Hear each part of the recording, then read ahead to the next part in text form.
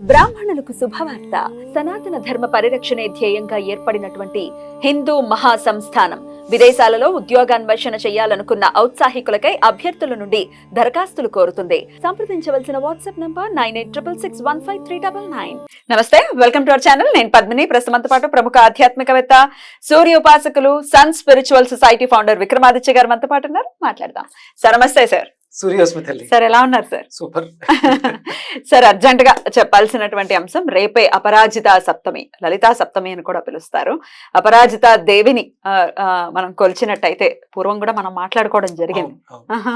అపరాజిత స్తోత్రం గురించి చాలా అద్భుతంగా మాట్లాడుకోవడం జరిగింది. అది చదువుకున్నంత మాత్రాన్ని అసలు ఏదో తెలియనటువంటి ప్రశాంతత ఖచ్చితంగా ఉంటుంది. అంత చాలా నోటికి చాలా సులువుగా వచ్చేస్తుంది కూడా. మరి ఏమిటి లలితా సప్తమి? అలాగే సూర్యనారాయణ మూర్తికి కూడా ప్రీతికరమైనటువంటి రోజుగా చదవడం జరిగింది. మీ ద్వారా ఒకసారి వివరణ ఎలా ఉపయోగించుకోవచ్చు రేపటి రోజున? అంటే ఇప్పుడు ఉన్నటువంటి ప్రస్తుత పరిస్థితులలో రాహు ప్రభావం మనల్ని ఎక్కువగా ఇబ్బంది పెడుతుంది.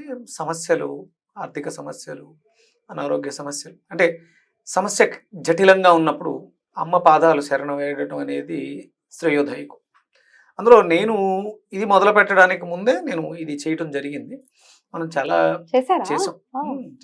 అంటే ఇదేదో అంటే ఈ రోజు ప్రారంభించుకుని ఇక్కడ నుంచి ఒక 3 వారాల పాటు రెగ్యులర్గా 21 రోజు కంటిన్యూగా మానకుండా ఒక దీక్ష అలా చేస్తే, అంటే ఇప్పుడు మనం ఇది భాద్రపద మాసం మొదలు పెట్టుకుంటే, భాద్రపద మాసంలో మనకు సుమారు 5 రోజులు అయిపోయి 6వ రోజు 7 రోజు సప్తమి. ఇక్కడ నుంచి 3 వారాలు చేసేస్తే మనం మళ్ళీ ఆశ్వేజ మాసంలోకి ఎంటర్ అయిపోతాం. చాలా అద్భుతంగా, అంటే అమ్మవారికి విన్నపం ఇస్తున్నాం. ఆవిడ ఆశ్వేజ మాసంలో అవన్నిటిని కూడా ఫుల్ఫిల్ చేసి నెరవేర్చేస్తారు. అప్పుడు దేవీ నవరాత్రులలో ఆ 9 రోజులు ఆనందదాయకంగా గడుపుకోవడానికి అవకాశం ఉంటుంది. ఇది అమ్మవారి సంకల్పమేనేమో.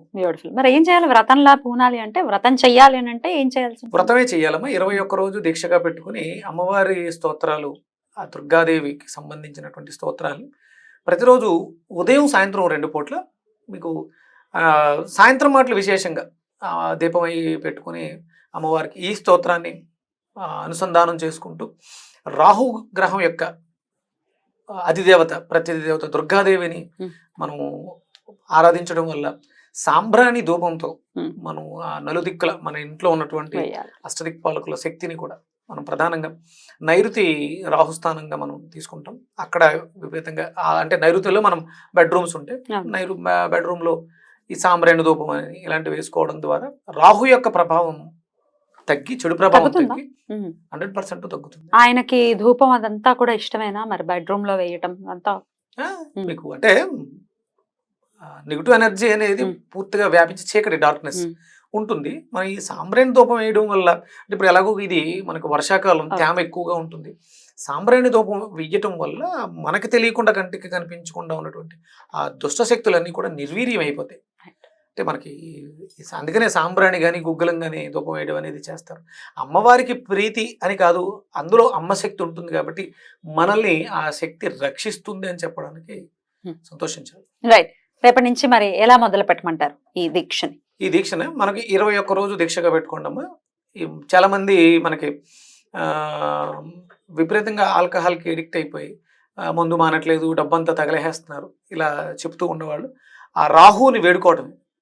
ఎవరైతే ఇంటి యజమానిని లేకపోతే పిల్లల్ని ఈ తాగుడు బానిస అయిపోయి ఉన్నారో వాళ్ళని కొంచెం నువ్వు ఆ చూపు, చిన్న చూపు చూడు, పెద్దగా ఇబ్బంది పెట్టకు, ఆ వ్యామోహాలకి ఎడిక్ట్ అయిపోయేలా చేయకు అని చెప్పేసి రాహుని ప్రార్థించడానికి అమ్మవారిని అడుగుతున్నాం. అమ్మవారే మనలో ఉన్నటువంటి ఆ కోరిక ఏదైతే ఉందో, ఏదైతే ఉందో దాన్ని తొలగించి ఆ తాగుడు నుంచి బయటకు తీసుకురావడానికి అవకాశం ఏర్పడుతుంది. సో ఇంట్లో ఉన్నటువంటి భార్య ఖచ్చితంగా చేయొచ్చు, భార్య తల్లి కూడా చేయొచ్చు.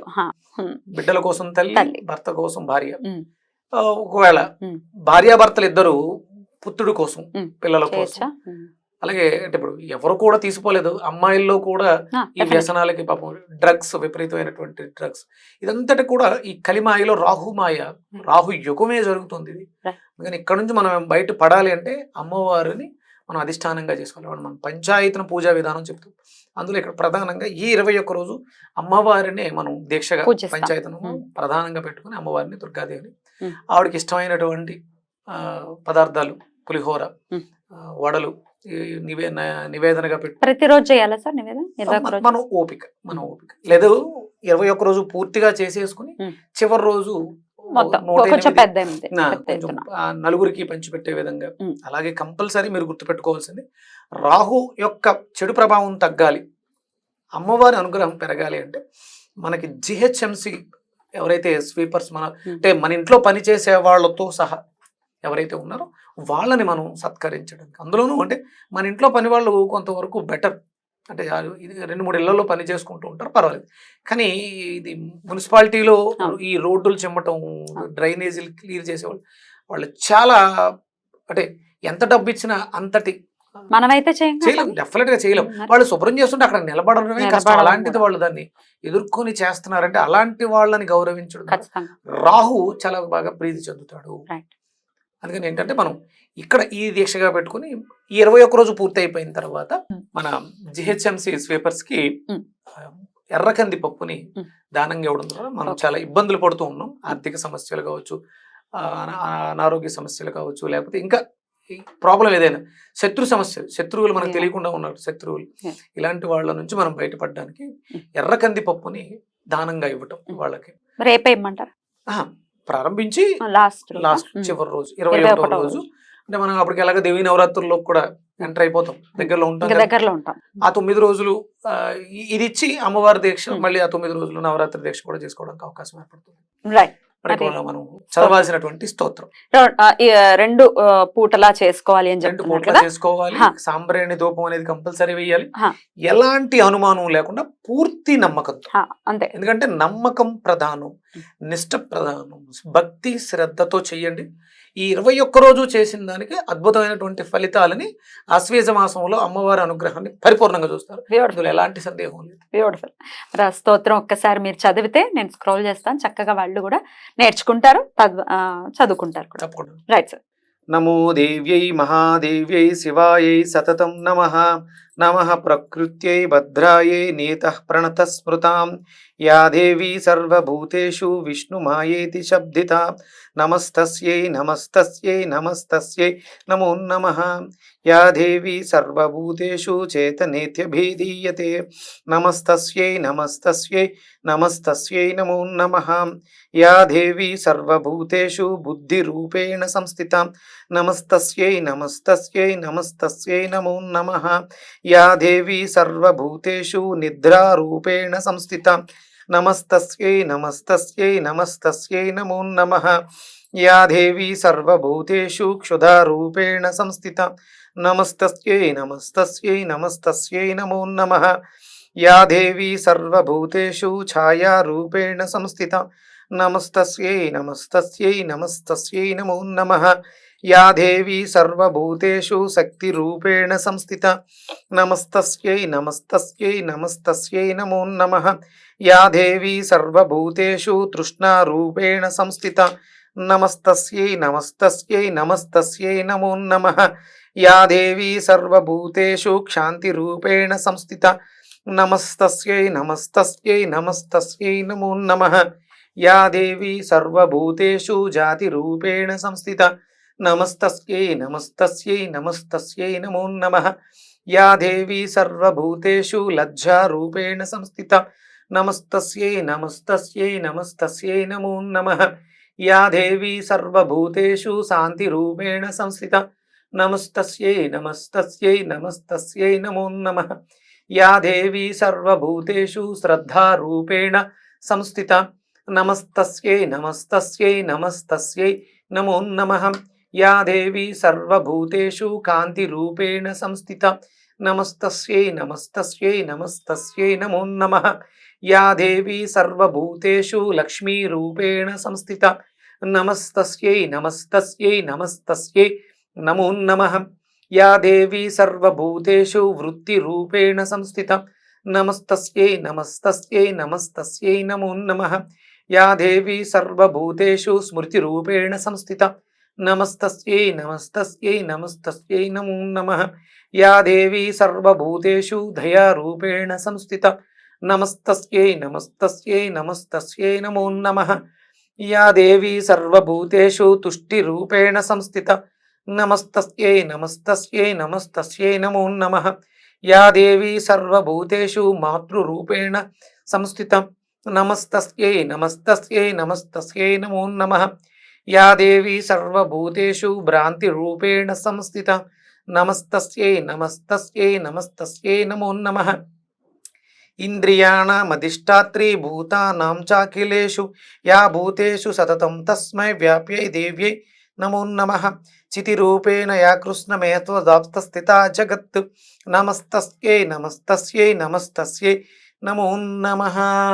అద్భుతం సార్. నేను ఇందాక అన్నట్టుగా ఎంతో ప్రశాంతంగా అనిపిస్తుంది, విన్న కొద్దీ వినాలనిపిస్తుంది. అమ్మవారికి నమస్కారం చేసేటటువంటి ఇంకేమీ లేదు, అన్నీ నువ్వే, అన్ని రూపాల్లో ఉన్నది నువ్వే, నీకు నమస్కారం, నువ్వే మా జీవితాన్ని మార్చాలి. వృత్తి రూపేణ, వృత్తి శక్తి రూపేణ, వృద్ధి నిద్రా రూపేణ, నిద్ర. మాతృరూప, ఇది అది ఏమిటి? అంటే అమ్మ ఇక అంటే చాలా కష్టాలు ఉన్నాయి, అస్సలు ఇంకా ఏమి చేసినా ఫలితం రావట్లేదు అన్నప్పుడు అమ్మ పాదాలు గట్టిగా పట్టుకోండి. 21 రోజు దీక్షగా శ్రద్ధగా, అంటే ఉదయం సాయంత్రం చేస్తే చాలా మంచిది. ఒకవేళ కుదరట్లేదు అంటే వృత్తిపరమైనటువంటి ఇబ్బందులు సాయంత్రం మాటలు, కంపల్సరీ సాయంత్రం మాటలు చేసి శుభ్రంగా సాంబ్రాణి ధూపం వేసి ప్రశాంతంగా గుండెల మీద చేతులు వేసుకుని భారం అమ్మవారి పాదాల మీద వేసి వదిలేసి చేసి చూడండి, అద్భుతమైనటువంటి ఫలితాలు చూస్తారు. మరి ఈ నియమాలు ఏమైనా ఉంటాయి 21 రోజులు? నియమం కంపల్సరీ శ్రద్ధగానే చెయ్యాలమ్మా. అంటే ఏది ఇది తప్పు అది కాదు, అంటే శ్రద్ధ ఎక్కడో కూడా తగ్గకుండా, అంటే ఈ ప్రాపంచికమైనటువంటి సుఖాలు, తిండి సుఖం అలాగే పడక సుఖం కూడా ఈ 21 రోజు పక్కన పెట్టి మనం పడుతున్న కష్టాన్ని ఒక్కసారి దృష్టిలో పెట్టుకుంటే, అంటే అది తాత్కాలికమైనటువంటి సుఖం. అందులో కూడా అంటే భౌతిక దేహం తృప్తి కోసం ఈ సుఖాలకు అలవాటు పడతాయి. అంటే మంచి ఆహారం, భోజనం అది తెలియాలంటే ఆకలి ఉండాలి. కష్టంలో ఉన్నాం, బాధతో ఆ రుచిని కూడా మనం ఆస్వాదించాలి. అందుకని 21 రోజు కొంచెం శ్రద్ధగా ఉప్పు కారాలకు దూరంగా ఉంటూ ఉల్లి వెల్లుల్లి అంటే ఆ రజోప్రదమైనటువంటి ఆహారాన్ని వర్జించి సాత్వికమైనటువంటి ఆహారాన్ని తీసుకుంటూ చేయటం వల్ల 21 రోజు తర్వాత అమ్మవారి అనుగ్రహంతో పరిపూర్ణంగా వచ్చింది. అప్పుడు శుభ్రంగా పంచభక్ష పరమాణాలతో భోజనం చేయొచ్చు. నియమాలు ఖచ్చితంగా, కానీ ఖచ్చితంగా నియమాలు పాటించాలి. ప్రతిరోజు తలస్నానాలు చేసేయాలన్న డౌట్ రావచ్చు మన వాళ్ళకి. అంటే ఇప్పుడు వర్షాకాలం కాబట్టి అమ్మ ఏమి ఇబ్బంది పెట్టదు, ఒంటి స్నానం చేసి కూడా చేసుకోవచ్చు. మొదటి రోజు రేపు మాత్రం ప్రారంభిస్తున్నాం కాబట్టి తలంటు స్నానం చేసుకోవడం అనేది మంచిది. ఆడవాళ్ళు చేసేటట్టయితే 21 రోజుల్లో అడ్డొస్తే డేట్ ఏమీ పర్వాలేదు, ఆ 5 రోజులు ఆపి తర్వాత మళ్ళీ మొదలు పెట్టండి, కంటిన్యూ చేసుకోవచ్చు. Beautiful sir. అమ్మ కదమ్మా, అమ్మకి తెలియదా మన ఇబ్బంది అంటే? అంతే.